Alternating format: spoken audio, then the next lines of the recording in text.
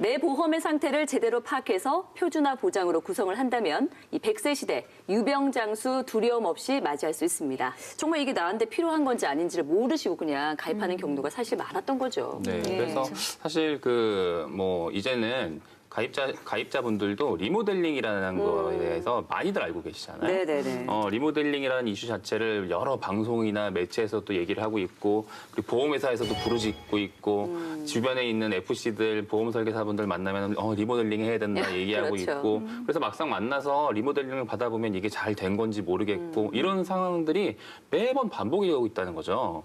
그렇기 때문에 저희가 오늘 말씀드리고 싶은 건 사실은 이 리모델링을 할 땐 하더라도 네네. 최소한의 어떤 기준을 갖고 이 보험을 리모델링, 그러니까 이제 표준적인 모델을 어떤 걸 가지고서 그 보험을 할 것인가, 네네네. 리모델링을 할 것인가, 이거에 대한 기준을 저희들이 오늘 제시를 하고 싶었던 겁니다. 네. 그렇기 때문에 오늘 이 방송을 통해서 내가 가지고 있는 그 여러 보험의 합이 표준 모델에 부합하는지 네네네. 안 하는지를 한번 판단해 보시는 게 좋을 것 같습니다. 네, 그러니까 말씀하신 대로 이제 기준이라는 것이 굉장히 중요한데 어떤 기준에 맞춰서 또 설계를 할 것이냐 여기에 대해서 이야기를 좀 나눠보겠습니다. 근데 보험회사 같은 경우에는 당연히 그 기준을 알고 있을 것 같은데 왜 그런 설명을 좀 잘 안 해주는 걸까요? 아니, 해주는데 잘 모르는 걸까요? 예. 비밀이죠, 비밀. 네. 사실 소비자들에게 어떤 이런 표준 모델을 제시를 하면서 이렇게 가입을 해봐라 하면 훨씬 좀 쉽게 이해를 할 수 있을 것 같은데 그런 선택적인 것들을 좀 얘기를 잘 안 해주는 것 같다는 생각이 들어요. 네, 사실 그래서 저희들이 오늘 말씀드리고 싶은 주제 자체가 네네. 그거에 대한 큰 카테고리별로 꼭 필요한 것들 네네네. 그리고 하셔도 되고 안 하셔도 상관없는 것들을 맞아요. 한번 구분을 한번 해드려 볼까 합니다. 네네. 그 중에서 저희들이 가장 중요하게 생각하는 부분은 사망보험 그리고 이제 후유장애 그리고 암진단금 네네네. 그다음에 뇌졸중 진단금 급성심근경색 진단금 그리고 조금 더 여유가 있으시다면 허혈성 심장질환 진단금 그리고 실손보험 네. 그리고 마지막으로 이제 일상생활 배상책임보험 최소한 이 정도의 이제 기준은 정해놓고 들어가셔야 되는 거죠. 지금 말씀드린 그 내용이 내가 가지고 있는 보험에 최소한 없다 하시면은 네. 다시 한번 생각해 보셔야 되는 부분인 거고요. 그렇죠. 그리고 뭐 각종 수술비라던가 입원비 이런 부분은 선택적으로 가입을 하셔도 되고 네. 마지막으로 뭐 저희들이 뭐 흔히들 얘기하는 뭐 특정 상해 수술비라던가 뭐 뭐라고 해야 될까요? 뭐 특정 전염병 치료비 이런 네. 것들 전염병에 걸릴 일이 그렇게 많지 않지만 사실은 진단을 전염병에 걸렸다 하더라도 받는 금액 자체가 그렇게 크지 않아요. 네네. 이제 이런 부분은 저 그냥 옵션이라고 말씀을 드려요. 그러니까 이런 옵션 같은 특약들을 넣어도 되는지 안 되는 뭐 상관없는지 이런 부분을 한번 고려를 해보시는 것들이 중요한 거라고 생각합니다. 네. 예, 그러니까 뭐 건강 상태나 연령대나 모두 다르기 때문에 소비자 자체가 우선순위라는 거를 결정을 해 두셔야 된다는 생각이 듭니다. 그래서 말씀하신 대로 꼭 필요한 거.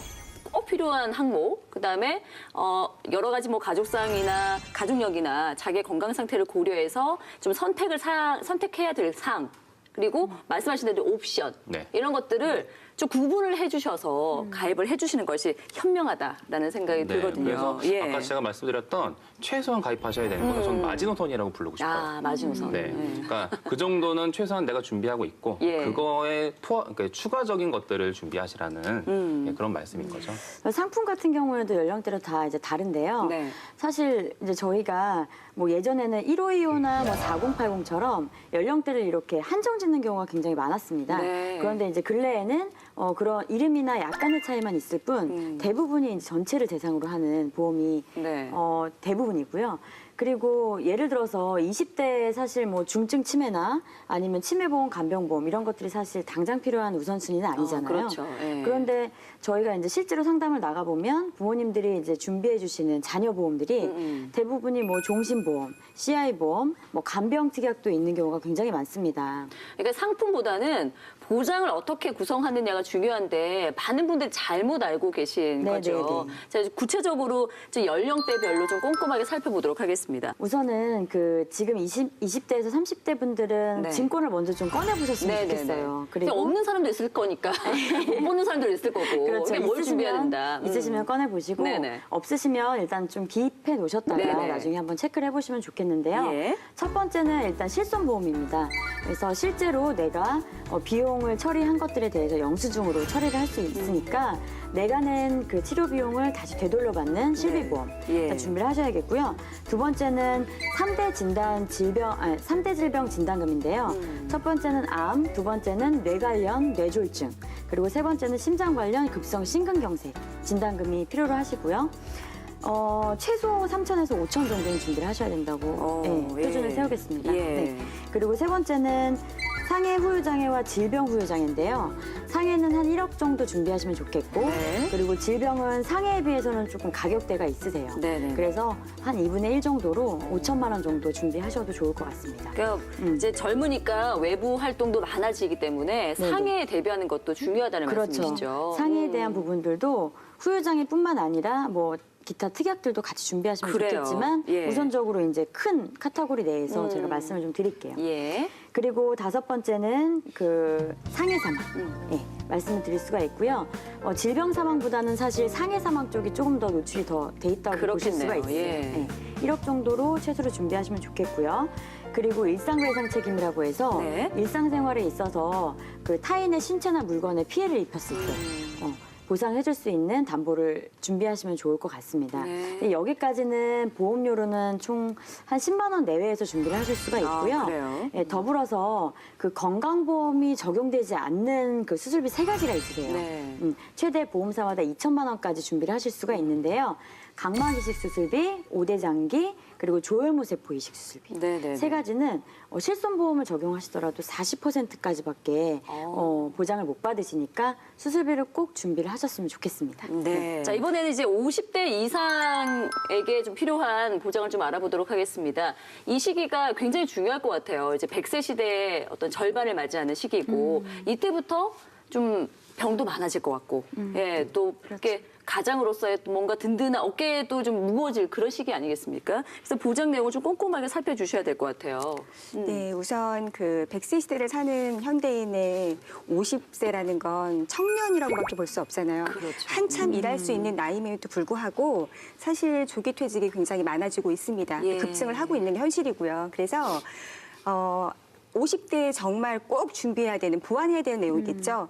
간병보험 준비하셔야 됩니다. 예. 다른 부분들은 40대까지 이미 너무 충분하게 다들 준비를 하고 계시지만 유독 이 간병보험에 대해서만큼은 필요한가라는 퀘스천을 갖고들 계세요. 그런데 유병장수 시대이면서도 또 중요한 부분은 뭐냐면 치매에 대한 부분들도 굉장히 국가적으로 문제가 되고 있습니다. 그래서 그런 부분들을 좀 다 전반적으로 커버할 수 있는 보험을 준비하신다라면 네. 간병보험이 그런 부분들을 좀 보완해서 보장을 넣는 것이. 해드릴 수 있을 것 같습니다. 네, 네. 이 간병보험 같은 경우에도 보험료로 따진다고 하면은 한 3만 원에서 5만 원 정도 최소로 준비하신다면 그렇게 준비를 하실 수가 있으세요. 예. 그리고 더불어서 오히려 그 골절이나 화상 이런 그 선택 특약들은 이 50대 이상부터 좀 많이 필요로 하세요. 예. 왜냐하면 이제 나이 드시면 그렇죠. 예, 골절도 많이 발생할 뿐더러 뭐 화상 입으시는 경우도 굉장히 많이 봤거든요. 네네네. 그리고 수술비나 입원비 같은 경우에도 오히려 젊으신 분들보다도